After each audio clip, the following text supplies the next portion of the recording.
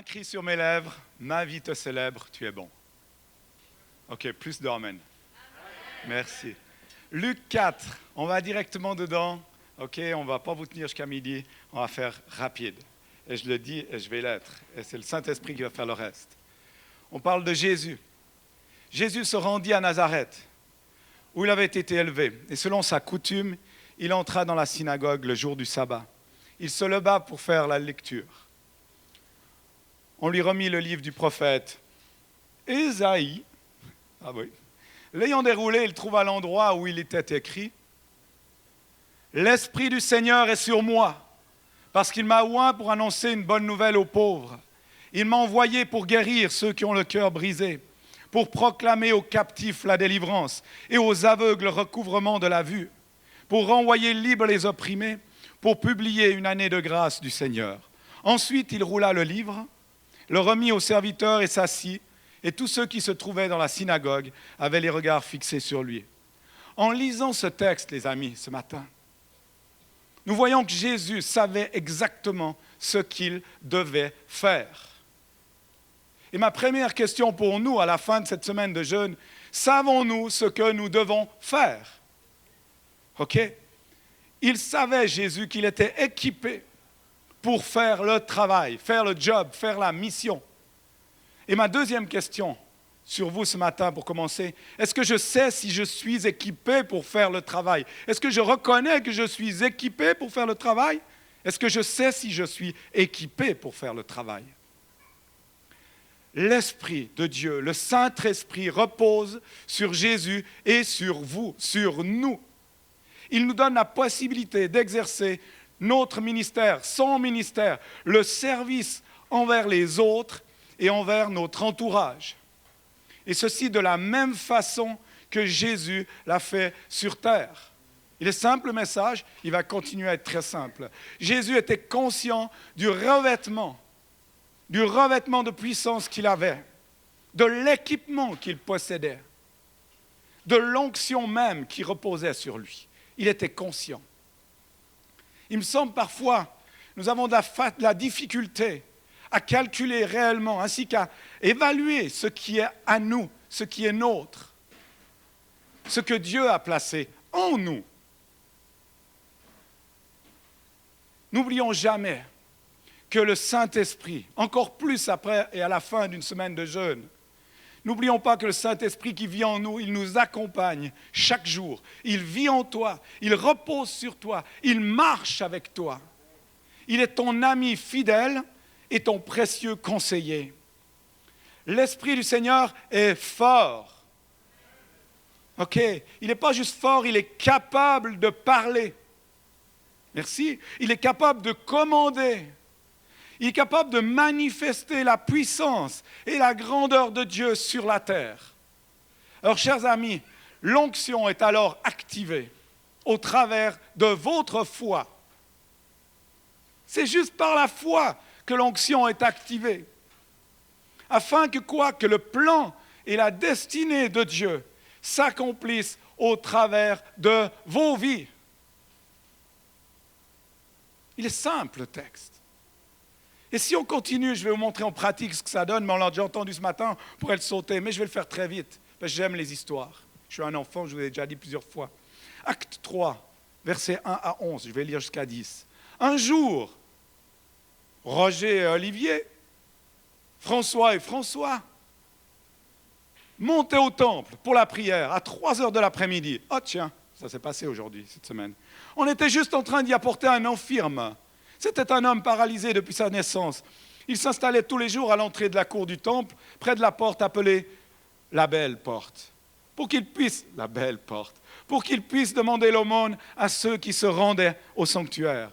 Quand il vit Pierre et Jean qui allaient pénétrer dans la cour du temple, il leur demanda l'aumône. Les apôtres fixèrent les yeux sur lui. « Regarde-nous, lui dit Pierre. » L'infirme les regarda attentivement. Il pensait qu'il allait recevoir quelque chose, du pognon. C'était comme ça qu'il vivait, c'est parce qu'il fallait du pognon. Mais Pierre lui dit, « Je n'ai ni argent ni or. Ce que j'ai, je te le donne au nom de Jésus de Nazareth. Lève-toi et marche. » Et en même temps, il prit la main droite et le fit lever. Aussitôt ses pieds et ses chevilles se raffermirent. Et d'un saut, il se tient debout et se mit à marcher. Il entra dans la cour du temple, il marchait, il sautait, louait Dieu.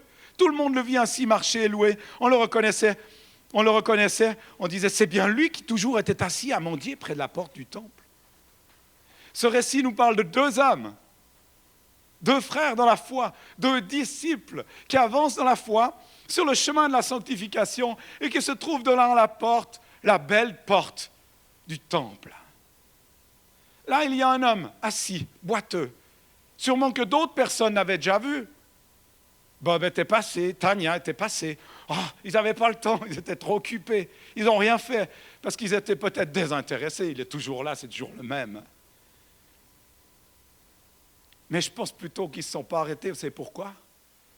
Parce qu'ils ne connaissaient pas, parce que Bob ne connaissait pas, ni Tania ne connaissait pas le potentiel qui était en eux, en lui, en elle. Pardonne-moi, Tania. Jésus lui-même a dû même passer à côté de lui. Moi, je pense que oui, il a dû passer. Et il ne s'est sûrement pas arrêté. Oh, tu crois?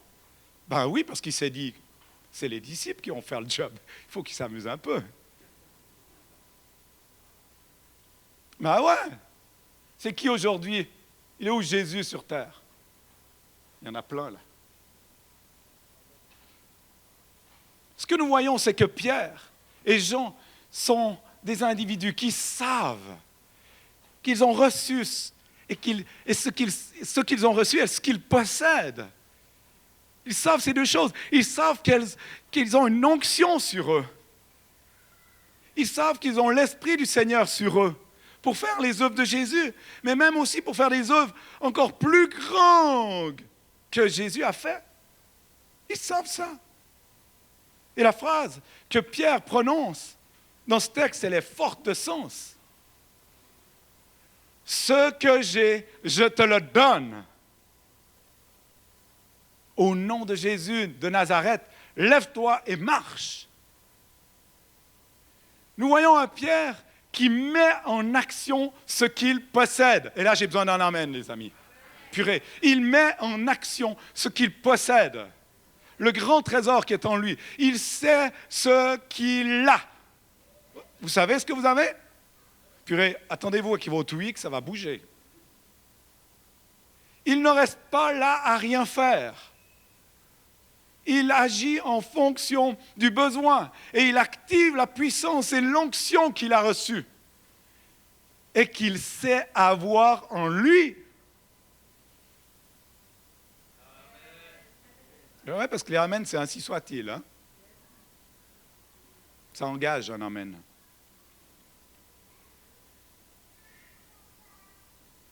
Pierre, Bob, Tania, ils auraient pu être figés là, en train de se poser des questions constamment. Je le fais pas. Si ça ne marche pas, je m'arrête, j'ai pas le temps. Qu'est-ce qui va se passer si ça marche? Je vais devoir l'accompagner. Je vais perdre mon rendez-vous financier où je vais pogner mon truc d'auto-école qui ne marche plus. Bref, allez hop. François passera derrière, il a le feu. Imaginez-vous le boiteux. Il aurait encore végété, excusez-moi du terme, devant ce temple encore bien des années, devant la belle porte. La belle porte. Et ça aurait été ceci sans l'action et l'obéissance de Pierre, il n'y aurait rien qui aurait changé. Sans l'action et l'obéissance, il n'y a rien qui n'aurait changé. Mais parce que Pierre et Jean étaient convaincus, avaient reconnu, et parce qu'ils savaient la puissance qu'ils avaient, cela a permis le grand miracle. Et nous voyons cet infirme qui attendait autre chose de la part de Pierre et Jean. Il attendait pas une guérison, il attendait du pognon. Et Pierre lui répondit, tu sais quoi, je n'ai ni argent ni or, mais ce que j'ai, je te le donne. Ma question pour vous ce matin, plusieurs questions, j'aime. Est-ce que vous savez ce que vous avez possédé? Est-ce que vous savez ce que vous avez reçu durant cette semaine de jeûne? Savez-vous ce que vous possédez? Combien vous êtes revêtus? Et comment vous êtes revêtus? Savez-vous qui vous êtes en Jésus. Car oui, l'Esprit du Seigneur est sur toi. Parce qu'il t'a oint pour annoncer une bonne nouvelle aux pauvres. Il t'a envoyé pour guérir ceux qui ont le cœur brisé, pour proclamer aux captifs la délivrance et aux aveugles le retrouverment de la vue, pour envoyer libres les opprimés et pour publier une année de grâce du Seigneur. Vous pouvez tellement faire du bien autour de vous en donnant. Il y a plus de joie à donner qu'à recevoir. Alors n'attendez plus juste à être heureux, à recevoir encore. Mais soyez heureux parce que vous donnez. C'est plus dur celui-là. Hein? Je comprends qu'il est plus dur. Surtout au mois de janvier. C'est dur le mois de janvier. Hein? On ne reçoit que des factures, il n'y a pas d'argent. Puis on a tout dépensé à Noël, c'est nul. Puis le février, on se dit ça va mieux aller, puis c'est pire. Puis en plus, il faut donner la dîme. Oh, c'est vache! Il y a plus de plaisir à donner qu'à recevoir. Pierre et Jean, Paul, d'autres ont été un grand modèle pour ma vie, et je sais pour vos vies aussi. Et durant tout ce service qu'on a pu faire avec mon épouse pendant 25 ans, partout où nous avons été, on a activé ce don magnifique que nous avons reçu de Dieu, le Saint-Esprit, en nous. Et nous avons eu la possibilité de bénir ainsi tout notre entourage. Cet homme boiteux, alors vous savez ce qui s'est passé? Il s'est levé au nom de Jésus. Et j'arrive à voir cette image de cet homme qui se dresse, qui commence à marcher, qui court au temple. Il est, hey, c'est moi! C'est moi, je suis guéri. Et il devait être dans une excitation et des larmes. Puis les gens disent, mais alors, il a joué, il nous a dupés. Et il dit, c'est moi, c'est un miracle, c'est merveilleux. Quelle image extraordinaire, lorsque nous pouvons bénir quelqu'un autour de nous, lorsque nous voyons sur leur visage, leur sourire, leur reconnaissance de cœur. Nous remarquons alors cette paix profonde qui coule, qui descend sur leur cœur, dans leurs yeux. Et notre foi est alors édifiée par l'œuvre de Dieu qui s'accomplit au travers de nos vies. On se dit, waouh, on est utile. On est vraiment des disciples. Ça marche. Ce qu'il dit dans la parole, ça marche, Olivier, ça marche. Et on contemple en fait simplement la gloire de Dieu, cette guérison magnifique qui se produit. On a pu contempler tellement de fois cette grâce. Que ce soit dans des maisons, dans les rues, dans des rencontres incroyables de ouf. Et en fait, ce qui est magnifique, c'est que tu peux le faire partout. Partout, et il n'y a aucune limite. La seule limite, c'est ton cœur et ton obéissance.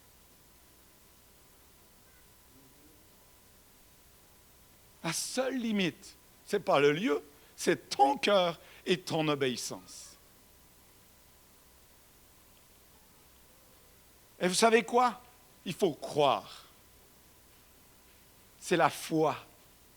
Nous avons cru, vous avez cru, Olivier il a cru. Vous croyez en ce que vous proclamez. Vous voyez, quand vous croyez, vous verrez la gloire de Dieu. Quand vous croyez, vous allez recevoir. Quand vous croyez, vous allez recevoir et voir la puissance de Dieu en action dans la vie, dans votre vie et dans la vie des autres. Vous dites, pourquoi tu es toujours excité, Bob? Et je suis excité parce que je n'ai pas une semaine qui se passe sans que j'entende 3 miracles. Tu fais comment de vivre comme ça? Tu dis tout le long, je suis prêt pour mourir, j'ai vu la gloire de Dieu. Parce que si de là, au-delà, c'est mieux que là, mais imagine-toi, comment je vais vivre ça encore des années? Ça ne va pas tenir, la machine. Et c'est là que tu dis, mais ce Dieu est grand. C'est là que le feu est là. Et c'est là, c'est quand tu donnes, quand tu vois ces vies changer, quand tu vois tous ces jeunes qu'on a là. Cette génération nouvelle et ceux qui sont en préparation, que le Seigneur et l'Esprit préparent derrière. Tu te dis, purée, la bombe. Ça continue l'histoire. Et c'est grâce à des hommes comme vous Des femmes comme vous qui témoignez, qui parlez, qui activez les dons, la puissance du Saint-Esprit. Sans l'Esprit, il n'y a rien qui se passe. C'est la mort, c'est le manque d'eau, c'est la plante desséchée. Et on replante une plante, elle se dessèche encore une fois. Et c'est ce qu'on voit autour de nous. C'est lamentable et c'est triste. Alors j'ai fini, c'est ennemi, ça va bien, merci Seigneur. Je n'ai ni argent, ni or, mais ce que j'ai, je te le donne au nom de Jésus. Et je vous prie maintenant, si vous voulez être activés, mais seulement ceux qui disent oui. Je m'excuse de faire un appel précis.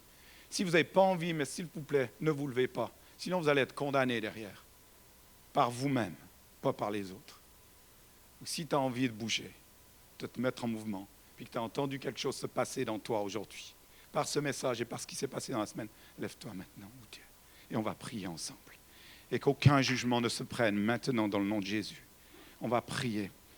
Est-ce que je peux avoir juste les louangeurs qui viennent encore une fois pour terminer avec un chant, puis qu'on puisse m'accompagner dans cette prière.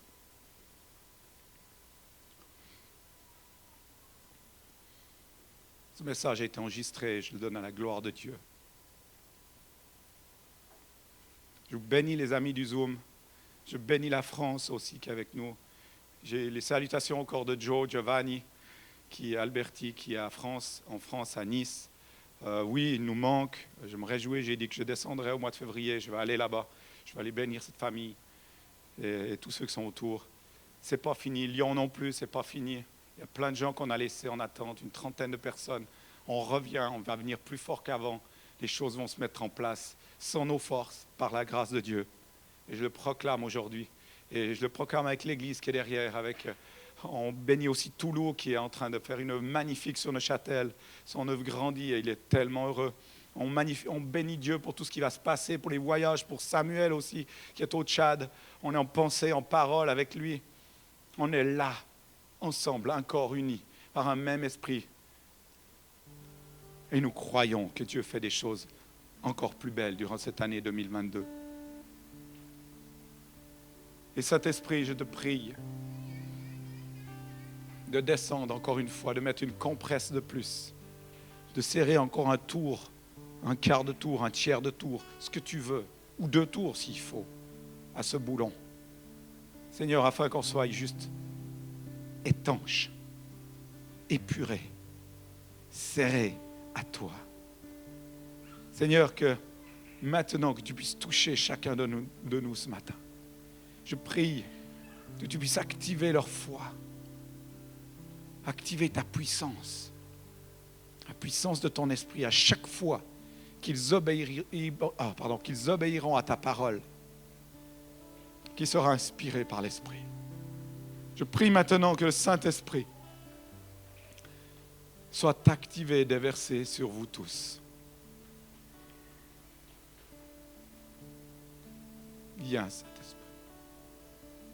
Je prie, Seigneur, que tu donnes à chacun ce dont il a besoin, dans l'étape où il se trouve, dans les souffrances ou les épreuves ou la maladie. Je prie dans ton nom qu'ils soient libres, qu'une année de grâce dans le Seigneur soit proclamée pour eux.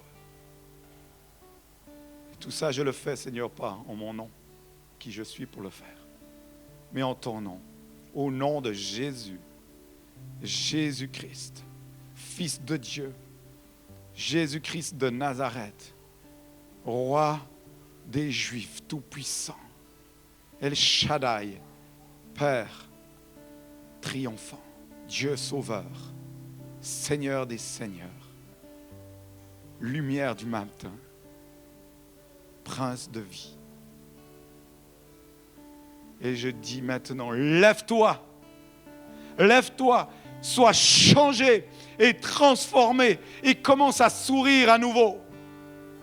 Et ceci dans le nom du Seigneur Jésus. Amen, amen. À lui la gloire pour l'éternité sur vos vies, sur vos familles. Que la bénédiction de Dieu coule. Amen. Bon dimanche.